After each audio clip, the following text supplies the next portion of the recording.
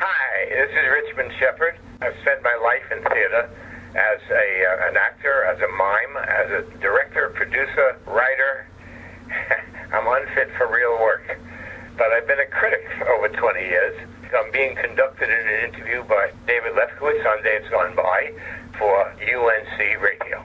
Here on the 11th Annual Total Theater Tony Show with me, Dave Lefkowitz, hosting, and someone who has been part of my life for many, many years now, a colleague and a friend. We together co-publish Performing Arts Insider Theater Journal, which I tell you about every week on my show, this wonderful journal that's been around since 1944. He reviews for TotalTheater.com as well as LivelyArts.com. That's lively with a little hyphen, arts.com. He's Richmond Shepard. He's done pretty much everything you can possibly think of in the world of theater, from acting, directing, producing, owning theaters. I mean, literally, you name it. And what we want to do is just talk to Richmond for a couple of minutes about his favorite shows of this past season, be they on or off Broadway. So first of all, welcome once again back to the neighborhood, Richmond Shepard. How are you?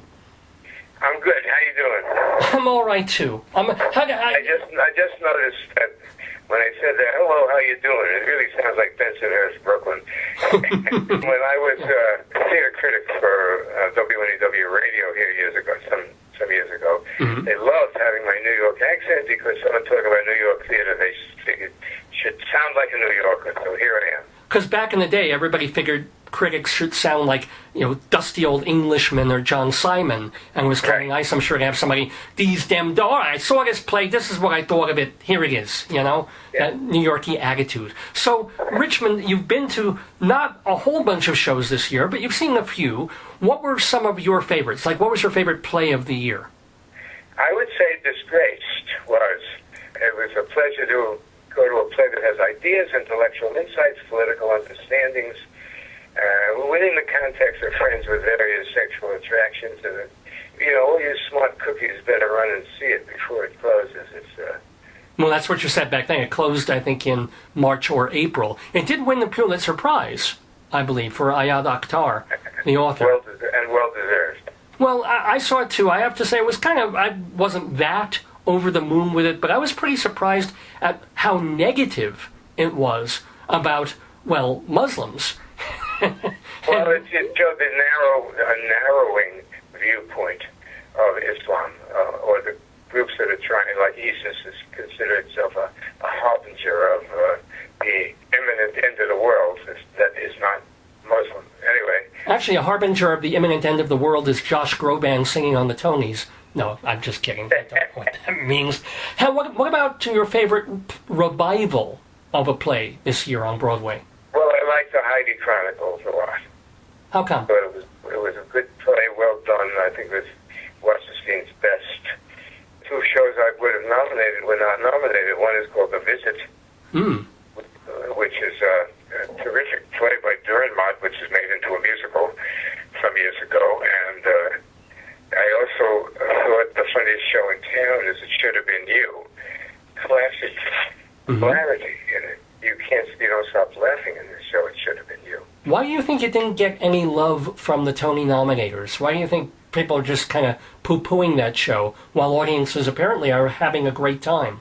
The audiences are having a really great time, and I'm sure the word of mouth is good, or has been good. I don't know. The one thing we know for sure is you never know. I think you told that to me the first time we even met. The one thing we know about theater is nobody knows anything. Nobody knows anything with relation to the movie business, where they make $200 million mistakes.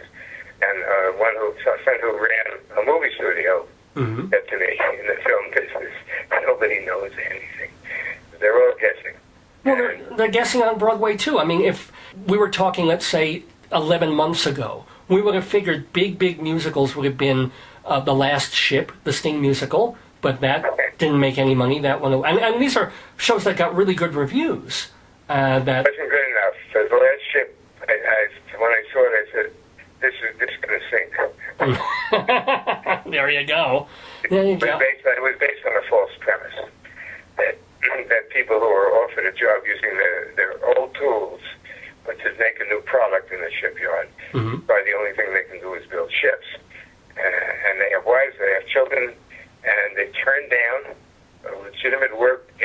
shipyard building something else, it's sophistry. So that's why it's saying. Well, okay, but I identify with those people. But besides It Should Have Been You, which is a new musical that was not nominated, there's another show that got really no love from audiences, even though the critics really liked it, and you really liked Honeymoon in Vegas. I have that on my list of shows that I liked. I thought, yeah, a good old-fashioned musical that's just a lot of fun. So why did it die on the vine? Because nobody, you never know. Well, why did you like Honeymoon in Vegas? Why was it fun? The tone, the music, the lively, the dancing.